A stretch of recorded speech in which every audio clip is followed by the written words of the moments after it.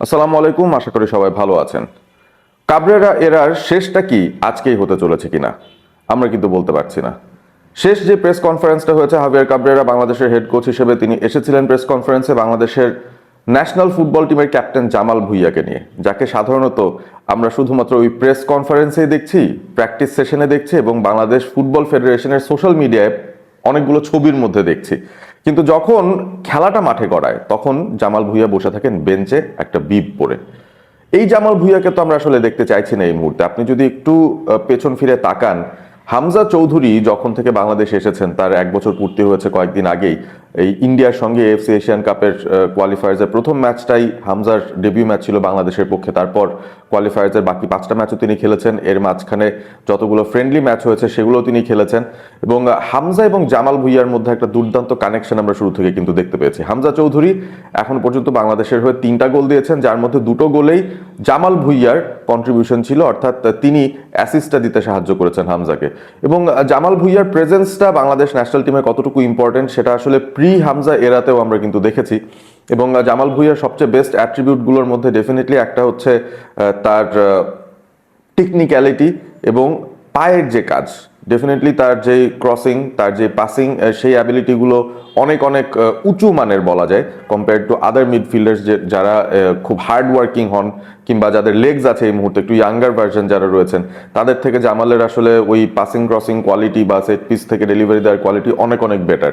So ওই জায়গা থেকে আমার কাছে মনে হয় যে জামাল ভুঁইয়াকে বাংলাদেশ বেশ কয়েকটা ম্যাচে মিস করেছে এবং কাবরেরা কোনো এক কারণে জামালকে সময় দিতে চান না, সুযোগ দিতে চান না, স্টার্টিং 11-এ নামাচ্ছেন না। গত ম্যাচটা ফর ইনস্ট্যান্স আমরা ভিয়েতনামের সঙ্গে খেলেছি, সেখানে প্রি ম্যাচ প্রেস কনফারেন্সে জামাল ভুঁইয়া আসলেন, তবে মাঠে যখন বাংলাদেশ নামলো আমরা দেখলাম সোহেল রানা সিনিয়র তিনি ক্যাপ্টেন্স আর্মব্যান্ড পরে নামছেন।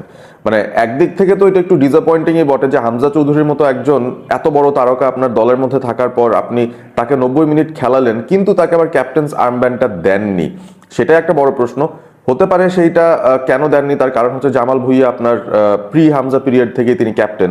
তবে জামাল ভুঁইয়াকে আপনি একাদশেই নামাচ্ছেন না, এবং যখন নামাচ্ছেন না তখন হামজাকে না দিয়ে দিচ্ছেন সোহেল রানা সিনিয়রকে ক্যাপ্টেন্সিটা। সেটাই তো অনেকটা আমি বলবো যে জামাল ভুঁইয়াকে ডিমিন করার মতো একটা সিচুয়েশন। তো যাই হোক, জামাল ভুঁইয়া আসলে কতটুকু অফার করতে পারেন বাংলাদেশের জন্য? হ্যাঁ, তার হয়তো ওই লেগসটা নেই, হয়তো বাংলাদেশ যে পরিমাণ প্রেসিংটা এক্সপেক্ট করবে মিডফিল্ড থেকে সেই জায়গাটা হয়তো তার কন্ট্রিবিউশন খুব বেশি আমরা পাবো না। বাট সিঙ্গাপুরের এগেনস্টে এই ম্যাচটায় যেখানে আসলে আমরা জয় চাইছি, কাবরেরা নিজেই বলছেন আমি জয় চাই, জামাল ভুঁইয়া বলছেন যে আমরা জিততে চাই, আমাদের ফ্যান্সদের জন্য জিততে চাই, তারা আমাদেরকে দলে দলে সাপোর্ট করতে আসছেন, টিকেটের জন্য হাহাকার পড়ে গেছে সিঙ্গাপুরের বাংলাদেশি সমর্থকদের, তারা বাংলাদেশের ম্যাচটা মাঠে গিয়ে দেখতে চান। এবং সোশ্যাল মিডিয়ার কথা তো বাদই দিলাম, ওভারঅল বাংলাদেশের ফুটবলের ওঠার পিছনে যে সাপোর্টটা থাকা প্রয়োজন ডিজিটাল স্পেসগুলোতে, সেখানেও কিন্তু জামাল ভুঁইয়া দেখেছেন যে বাংলাদেশের ওই সাপোর্টটা তিনি পাচ্ছেন। বাট আলটিমেটলি কি ঘটছে? আলটিমেটলি যেটা ঘটছে সেটা হচ্ছে জামালকে আমরা 11-এ দেখি না, জামালকে আমরা 90 মিনিটসেও দেখি না। এবং হামজা চৌধুরীর যেই ইম্প্যাক্ট আমি বলবো, তিনি তো definitely he is the biggest star in the country, but জিনিসটা হচ্ছে যে জামাল থাকলে তিনি যতটুকু এফেক্টিভ হন স্পেশালি অ্যাটাক করার ক্ষেত্রে, সেট পিসগুলো মিট করার ক্ষেত্রে, সেই কাজটা কিন্তু আমরা অন্য কারো কাছ থেকে ওই একই ধরনের সার্ভিসই পাচ্ছি না বলতে গেলে, এবং সেটা বাংলাদেশের জন্য বিরাট বড় একটা লস। আর বাংলাদেশ যেহেতু আজকে খেলবে সিঙ্গাপুরের এগেনস্টে, ডেফিনেটলি তাদের স্ট্র্যাটেজিটায় এমনই হবে যে তারা নিশ্চয়ই বল পজিশনে সিঙ্গাপুরকে বিট করে বা তাদেরকে ডমিনেট করে ম্যাচটা জিতবে এরকম চিন্তাভাবনা নিশ্চয়ই বাংলাদেশের থাকার কথা নয়। প্র্যাগম্যাটিক একটা প্রসেসে বাংলাদেশ যেতে চাইবে সিঙ্গাপুরের এগেনস্টে, এবং সেই প্রসেসটা মেনটেন করে হয়তো একটা রেজাল্ট বের করার চেষ্টা করবে। এখন রেজাল্ট ওরিয়েন্টেড খেলতে হলে ইম্পর্টেন্ট ফ্যাক্টর হয়ে যাবে সেট পিস, এবং সেই সেট পিসগুলো কে নেবেন, ওই ফ্রি কিক কর্নারগুলো কে নেবেন। বাংলাদেশ যখন জামাল মাঠে থাকেন না, যখন তিনি 11-এ থাকেন না, তখন কিন্তু ওই সার্ভিসের কোয়ালিটিগুলোর মানটা অনেক অনেক কমে যায়। The quality goes down by a big margin. So ওই জায়গা থেকে আমার মনে হয় যে আজকে সিঙ্গাপুরের এগেনস্টে আমার মনে হয় হাভিয়ার কাবরেরা তিনি জামালকে ডেফিনেটলি একটা সুযোগ দিতেই পারেন। আর যেহেতু সমিত সোম তিনি অনেকটুকু সময় ভিয়েতনাম ম্যাচটায় খেলেছেন, হামজা চৌধুরী খেলেছেন, এবং সোহেল রানা সিনিয়রকেও ট্রাই করানো হয়েছে। আপফ্রন্ট আমরা একটা কিছু নিয়ে স্ট্রাগল করছি, আমাদের ফরওয়ার্ডরা দুজনই ইনজুর্ড হয়ে গেছেন, আকাশ, সুমন রেজা রেগুলার ফরওয়ার্ডরা ইনজুর্ড হয়ে গেছেন, মোরসালিন তিনিও পুরোপুরি ফিট নন। অর্থাৎ একটা ফরওয়ার্ডলেস সিচুয়েশনেই হয়তো আমরা থামতে পারি, যেখানে আমাদের উইঙ্গারদেরকে সবচেয়ে অ্যাডভান্স পজিশনে আমরা দেখবো। ফর এক্সাম্পল লেফট উইংয়ে ফাহিম, রাইট উইংয়ে ফাহমিদুল, যদি সে ব্যাপারটা এরকম হয়।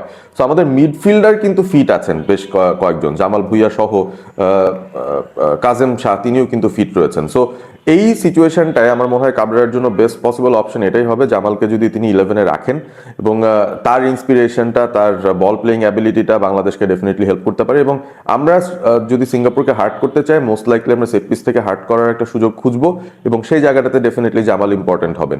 ওপেন প্লে থেকেও জামাল ইম্পর্টেন্ট হতে পারেন, কারণ তার পাসিং অ্যাবিলিটি সেটাও কিন্তু বেশ ভালো।